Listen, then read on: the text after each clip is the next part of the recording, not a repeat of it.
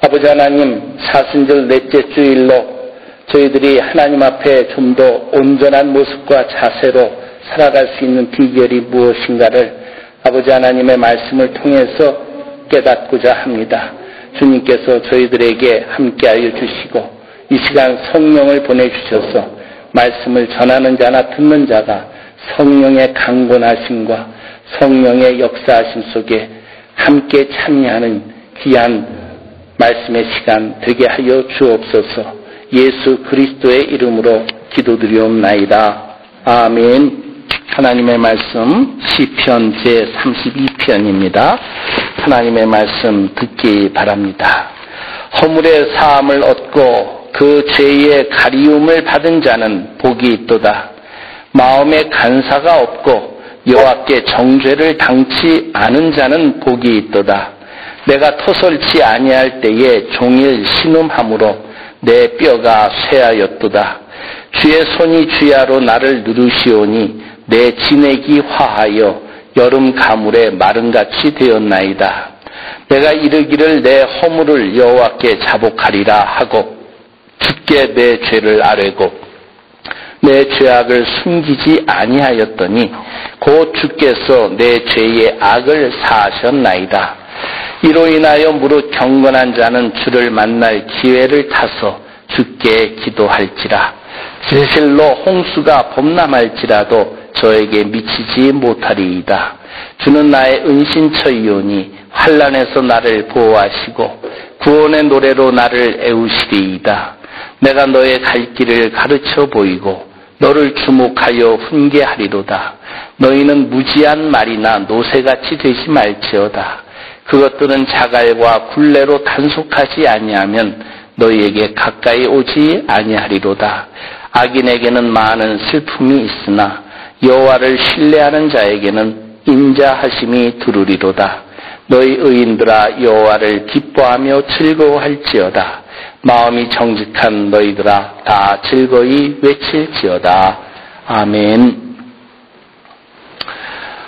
사순절에 있어서 신앙의 주제라고 한다면 그것은 회개다 하는 사실을 지난 주일에 말씀드렸습니다. 그리고 회개라고 하는 것은 하나님께 돌아가 하나님으로부터 시작하고자 하는 그런 자세라 말씀드렸습니다. 오늘은 이 회개를 시작하는 첫 단추라고도 할 수 있는 죄에 대한 고백의 문제를 생각해 보고자 합니다. 교회 오랜 전통에 의하면 이 사순절 기간에 행하는 죄에 대한 고백은 시편에 나오는 참회시를 통해서 하게 되는 경우가 많습니다. 시편의 150편의 시들 중에서 참회시라고 일컫는 시는 시편 6편, 32편, 38, 51, 102, 130, 143편으로 모두 7개입니다. 그래서 어떤 경건한 사람은 이 참회시 7개를 주일부터 토요일까지 매일 하나씩 저녁 시간에 읽고 묵상하면 참으로 좋을 것이다 라고 말하기도 합니다. 오늘은 이 중에서 시편 32편의 말씀을 통해서 우리가 우리의 죄를 고백하는 데 있어서 지녀야 할 자세와 모습이 무엇인가 생각해 보고자 합니다. 우선 이 시편 32편은 이렇게 참회시로 분류는 되지만 내용상으로 볼 때는 참회시라기보다는 죄를 고백한 후에 주어지는 평안함과 자유를 간직하게 됨을 노래하는 일종의 감사시의 모습을 띠고 있다라고 할 수 있겠습니다. 하지만 4절 말씀을 보면은 죄를 고백하지 않을 때 그 답답한 마음을 소개하면서 이것은 하나님께서 하나님의 손으로 누르시는 것과 같다라고 표현하고 있습니다.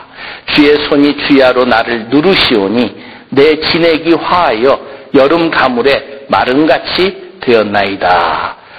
다시 말해서 하나님은 우리로 하여금 하나님께 죄를 고백하지 않을 수 없게 하시는 그러한 분이시다는 사실을 말씀하고 있습니다.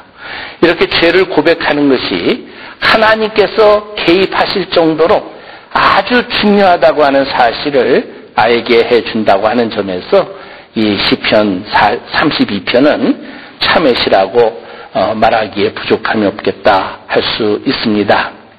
이렇게 죄를 고백한다고 하는 것은 하나님께서 개입하시는 일이기 때문에 이를 통해서 하나님을 만날 수 있는 기회를 얻는 것이 중요하다고 말씀하고 있습니다. 그러므로 이렇게 주님을 만날 기회를 얻을 수 있는 이러한 때를 잘 분별하여서 간직할 수 있는 영적인 분별력을 지닐 수 있도록 해야 할 것입니다. 오늘 본문 6절에서는 이러한 사람이 바로 경건한 사람이다 라고 말씀하고 있습니다.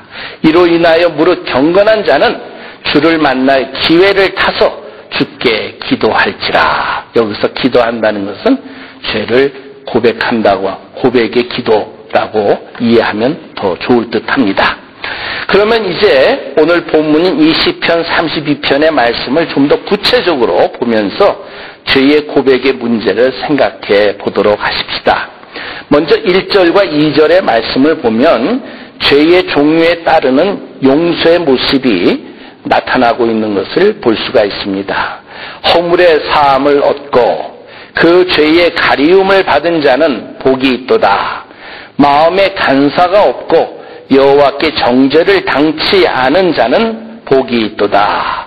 여기서 죄를 표현하는 모습이 크게 세 가지로 나오고 있습니다. 첫째는 허물의 사함이라고 표현되는 이 허물이라고 하는 것, 영어로는 transgression이라고 번역되어 있는데요. 눈에 보이는 범죄를 말합니다. 우리가 보통 죄라고 말할 때 어떤 행함으로서 나타나는 여러 가지 모든 죄들을 이 허물이라고 표현할 수 있겠습니다. 이러한 허물에 대한 용서의 표현은 사함, forgiven, 우리가 일반적으로 용서한다라고 하는 그 말 자체라 볼 수 있겠습니다. 그리고 두 번째로 죄의 가리움이라고 하는 표현이 나오고 있습니다. 여기서 죄는 영어 표현으로는 신이라고 표현되어 있습니다. 이 죄는 하나님 앞에서의 죄를 말합니다. 일반 사람들은 알지 못하는 나 자신과 하나님 사이에서만 알려져 있는 그러한 숨겨져 있는 죄를 말합니다. 그리고 이러한 죄에 대한 용서는 하나님께서 가려주시는 것, 다시 말해서 숨기움을 받는 모습으로 나타난다라고 표현하고 있습니다.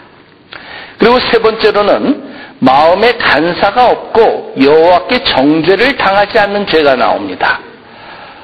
이 죄는 사람들에게는 죄로 여김을 받지만 하나님께서는 죄로 인정하지 않는 그러한 죄라 할 수 있습니다. 일종의 양심의 죄라고 할까요?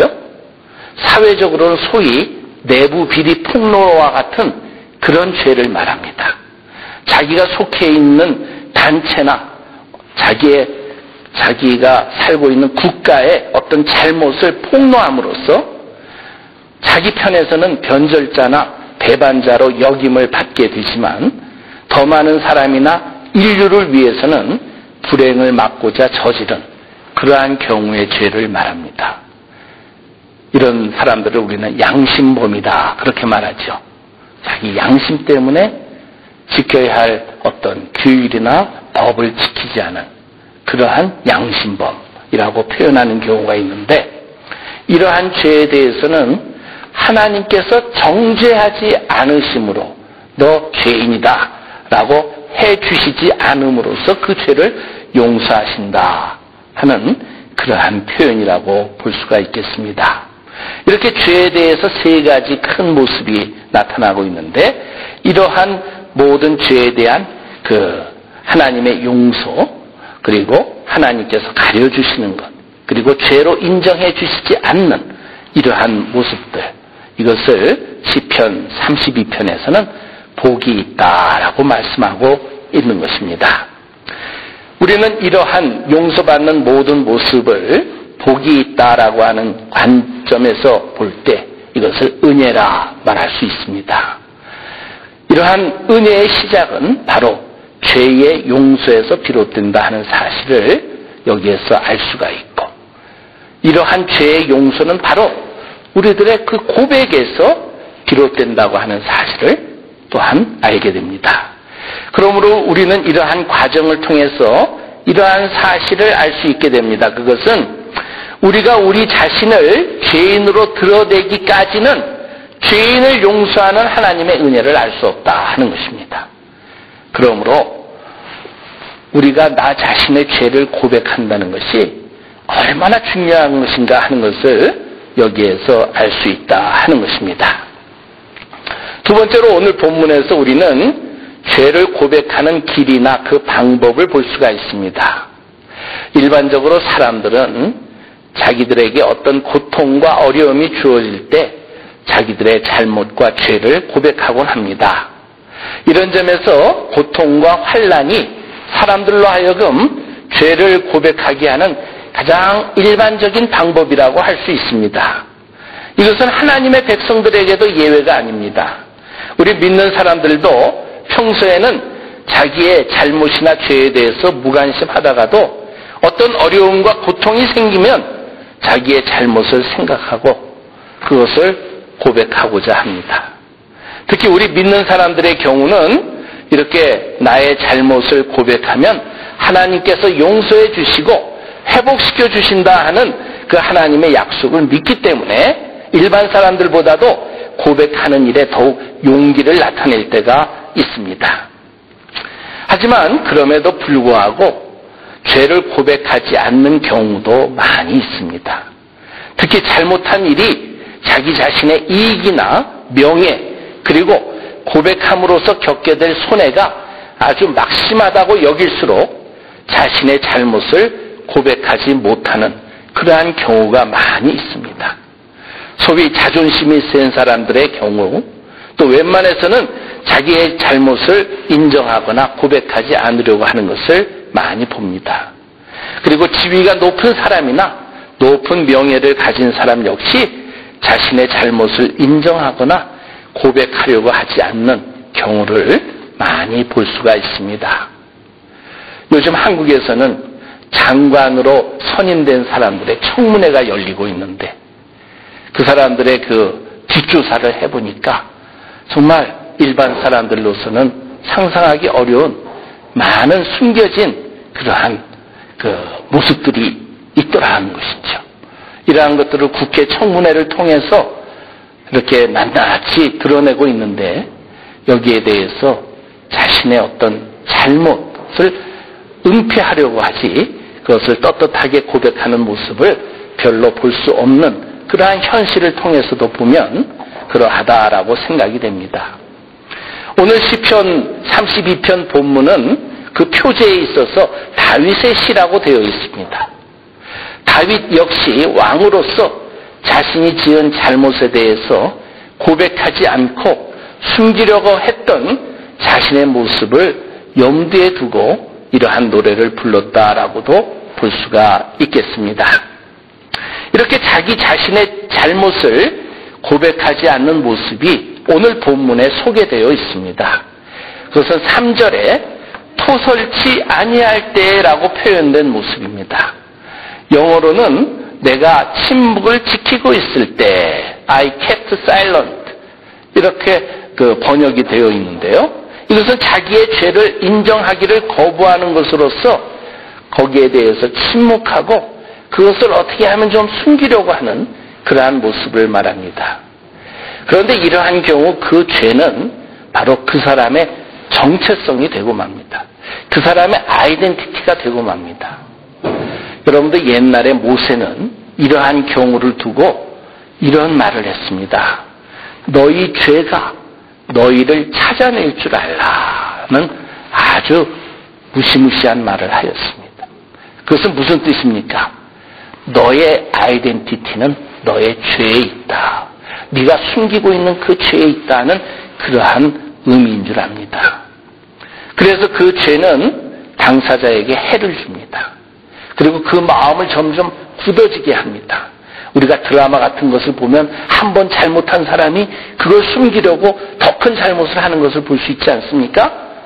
이것이 바로 죄를 토설치 아니할 때 나타나는 현상입니다. 그래서 결국은 신용이 떨어지게 만들어버립니다. 이러한 모든 경우에 이러한 모든 괴로움들이 바로 하나님의 심판을 대신하는 모습이다 하는 것입니다. 3절과 4절 보세요. 내가 토설치 아니할 때에 종일 신음함으로 내 뼈가 쇠하였도다. 주의 손이 주야로 나를 누르시오니 내 진액이 화하여 여름 가물에 마름같이 되었나이다. 이것은 결국 하나님의 은혜를 거부한 결과로 나타나는 현상이다 하는 사실입니다. 그런데 이와 대조되는 모습이 5절에 나오고 있습니다. 그것은 내가 이르기를 이라고 표현되어 있는 그 내용입니다. 내가 이르기를 내 허물을 여호와께 자복하리라 하고 주께 내 죄를 아뢰고 내 죄악을 숨기지 아니하였더니 곧 주께서 내 죄의 악을 사하셨나이다. 여기서 우리는 죄의 고백의 방법을 볼 수가 있습니다. 우선 죄의 고백은 반드시 하나님께 해야 한다는 사실입니다. 왜냐하면 이것과 다른 죄의 고백에 비슷한 모습들이 많이 있기 때문입니다. 비밀스러운 후회, 그리고 자기 자신과 상담하는 것, 그리고 자기의 죄의식을 숨기는 것. 어떤 의미에서 거짓 죄의 고백이 현실적으로 있습니다. 이러한 모습들은 죄를 고백하는 것처럼 보이지만 실제로는 죄의 고백이 아니라는 겁니다. 왜냐하면 하나님께 하는 것이 아니기 때문입니다. 자기 스스로 내가 잘못했어 라고 자기 스스로 후회하면서 고백하고 어떻게 했으면 좋지? 자기와 상담하는, 그리고 죄의식이 나타나는 것을 숨기려고 하는 이러한 모습들은 하나님께 하는 게 아니라는 것이죠. 그런데 5절에는 세 가지의 죄의 고백이 나타나 있습니다. 어떻게 보면 이게 순서적으로 되는데요. 먼저는 자복하는 것입니다. 영어로는 I acknowledged to you 라고 표현되어 있는데요. 이 acknowledge라고 하는 말은 뭐냐면 지식적으로 인정하는 것을 말합니다. 그냥 감정적으로 그래 내가 잘못했어. 그거 나도 후회해. 이게 아니라 지식적으로, 이성적으로 자기의 잘못을 수긍하는 자세를 말합니다. 이 지식적인 수긍이 없으면 감정에 따라서 또 같은 잘못을 범하게 됩니다. 하지만 이성적으로, 지식적으로 자신의 잘못을 수긍할 때는 똑같은 경우를 당할 때 그것을 거부할 수 있는 내적인 바탕이 생깁니다. 그리고 두 번째로는 숨기지 않는 것입니다. 이거는 은폐하려고 하지 않는 것을 말합니다. 보통 우리가 드라마에서 주로 봅니다마는 살인한 사람이 아주 완벽하게 살인했잖아요. 그런데 그거를 끝까지 지키지 못하는 이유 중에 하나는 이 사람이 또 다른 살인을 하게 되는 경우가 많기 때문입니다. 왜 또 다른 살인을 하느냐? 자기의 비밀을 저 사람이 알고 있다. 그러니 저 사람을 또 죽여야 된다고 하는 은폐의 과정 속에서 이러한 잘못이 또 드러나게 되는 것이죠. 그러나 우리가 진정으로 죄를 고백하고 자복하기 위해서는 이렇게 숨기지 않는, 은폐시키지 않으려고 하는 자세가 필요하다. 그리고 세 번째로는 죄를 아뢰는 것입니다. I said I will confess to the Lord. 내가 주님께 나의 죄를 정직하게 아뢰는 것. 이러한 모습들은 바로 죄에 대한 책임을 인정하는 자세를 말하는 것입니다. 따라서 우리는 실제로 우리들의 현실에서 이러한 죄와 허물에 대한 고백을 어떻게 내가 감당하고 있는지 한번 우리 자신에게 물어볼 필요가 있다 하는 것을 이 말씀을 통해서 생각해 볼 필요가 있겠습니다. 그리고 세 번째로 죄를 고백한 결과는 어떤 것인가 한번 보십시다. 3절에 보니까 아주 재밌는 표현이 나옵니다. 그것은 죄를 고백한 결과에 대한 표현인데요. 그 말은 바로 곧이라고 하는 단어입니다. 내가 이르기를 내 허물을 여호와께 자복하리라 하고 주께 내 죄를 아뢰고 내 죄악을 숨기지 아니하였더니 곧 주께서 내 죄의 악을 사하셨나이다. 여기 내가 고백하였더니 곧 주께서 용서하셨다. 이런 표현이 나오는데 이 표현에서 알 수 있는 아주 귀중한 사실이 있습니다. 그것은 고백과 용서는 불가 분리, 뗄래야 뗄 수 없는 관계다 하는 것입니다. 이런 점에서 고백이라고 하는 것은 문을 열게 하는 노크와 같다라고 할 수 있겠습니다. 노크한다는 건 뭐예요? 문이 열려진다고 하는 것을 믿는 것 아닙니까?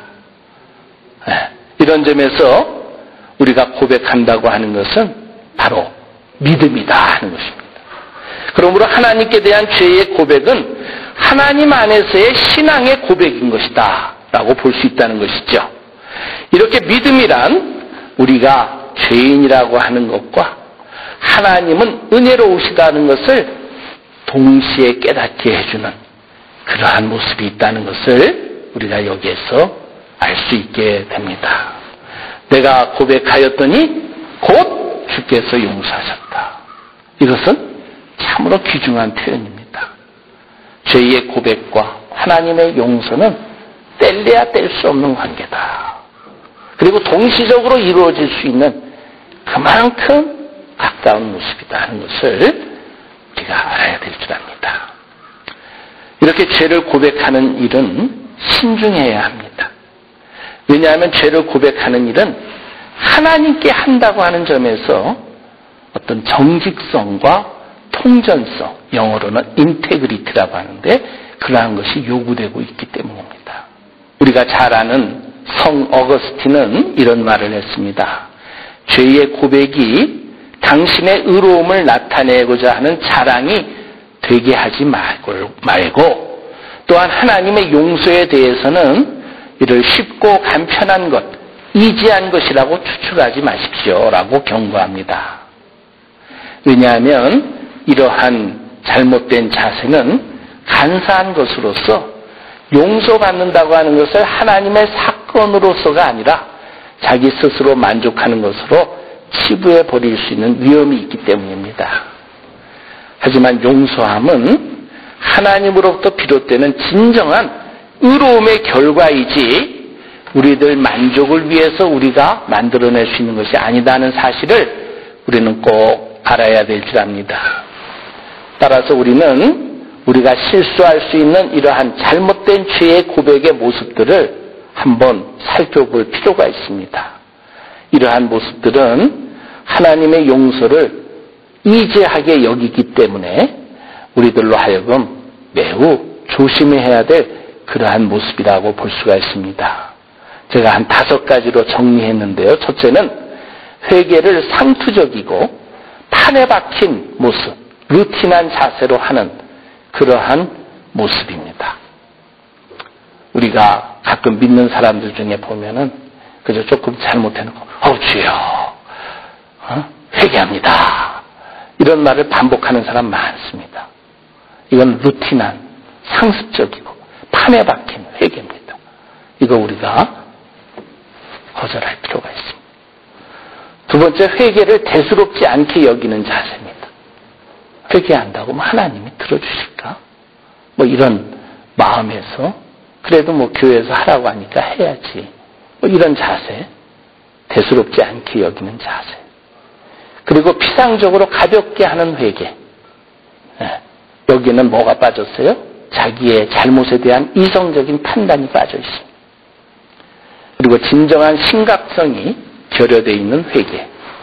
그리고 무엇보다 더 중요한 것은 성화되고자 하는 거룩한 삶을 살고자 하는 자세가 없이 하는 회개. 이런 회개들은 어떤 의미에서 하나님의 용서를 이지하게 여기는 그러한 모습들이라 볼 수가 있습니다. 이러한 회개의 자세를 가지고 하나님께 우리 자신의 죄를 고백하고자 한다면 그것은 결과적으로 하나님을 가볍게 여기는 행동이 될 것입니다. 하나님은 우리의 죄를 용서해 주시기 위해서 하나님의 아들의 피를 희생시키셨습니다. 우리는 우리의 죄에 대한 용서가 그저 값싸게 이루어진 말로 하나님께 고백하니까 하나님이 그래 너 용서해 줄게 말로 이루어진 것으로 우리가 그렇게 생각할 수 있지만 여기에는 예수 그리스도의 십자가의 죽음이라고 하는 것이 내포되어 있다는 사실을 우리는 진지하게 받아들일 필요가 있습니다. 그러므로 우리들이 이러한 간사함을 치료받기 위해서는 예수 그리스도의 십자가에 나타난 하나님의 심판을 우리는 간직할 수 있어야 할 것입니다. 예수 그리스도의 십자가의 죽음은 우리의 죄에 대한 하나님의 엄격한 심판이다 하는 것에 대한 우리들의 진지한 이해가 따라야 될 것입니다. 그때야 우리의 죄를 하나님께서 용서해 주신다고 하는 그러한 사실을 우리가 진정으로 겸허하게 받아들일 수 있게 될 것입니다. 하나님은 우리가 죄를 고백하면 자동적으로 용서해 주는 그러한 자판기와 같은 용서의 기계가 아니라고 하는 것을 우리가 알아야 될 줄 압니다. 하나님께 정직하게 죄를 고백할 수 있는 길은 예수 그리스도의 십자가의 죽음에 나타난 하나님의 심판의 엄격함을 우리가 깨닫는 데서 맞이할 수 있는 것입니다. 이러한 가운데서 맞이하는 사죄야말로 진정 우리를 죄에서 자유케 해주는 그러한 귀한 역사가 나타나는 사죄의 은총이다 하는 사실을 우리가 꼭 알고 이러한 사죄의 은총을 맞이할 수 있는 죄의 고백을 할 수 있는 우리들이 꼭 되어야 하겠습니다. 기도하겠습니다.